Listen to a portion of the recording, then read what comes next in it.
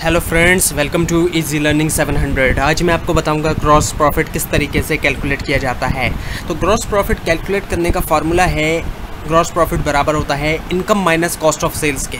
Income से मुराद वो अमाउंट होता है जो कस्टमर से चार्ज किया जाता है। कोई भी चीज़ बेचने के लिए जो कस्टमर से अमाउंट चार्ज किया जा रहा है, जिस कीमत पे किसी चीज़ को बेचा जा रहा है, वो कंपनी की इनकम होती है। फॉर एग्ज़ाम्पल कोई मशीनरी बिकती है 10,000 की, तो वो कंपनी की क्या हुई, वो हुई इनकम। और उसमें से हम निकाल देते हैं कॉस्ट ऑफ सेल्स को। कॉस्ट ऑफ सेल्स का क्या मतलब? कॉस्ट ऑफ सेल्स का मतलब होता है जो सामान बेचा जा रहा है, जो चीज़ बेची जा रही है, उसकी कीमत क्या है, वो कंपनी को कितने में पड़ी।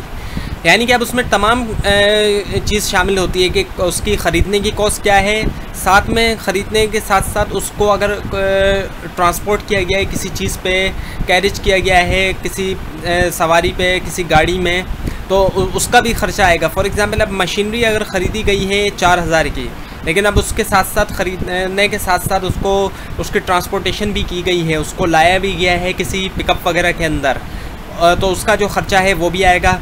और साथ में अगर कोई टैक्स वैक्स लगता है गवर्नमेंट की तरफ से, तो उस टैक्स का भी ख़र्चा उस पर शामिल होगा।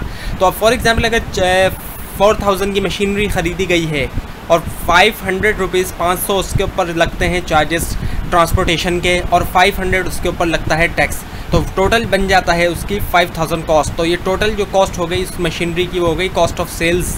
तो कॉस्ट ऑफ सेल्स हो गई जो कंपनी को जितने में पड़ी, और इनकम वो हो गई जो उसने कस्टमर से चार्ज किया। तो जब 10,000 में से 5,000 माइनस करेंगे तो आ जाएगा ग्रॉस प्रॉफिट।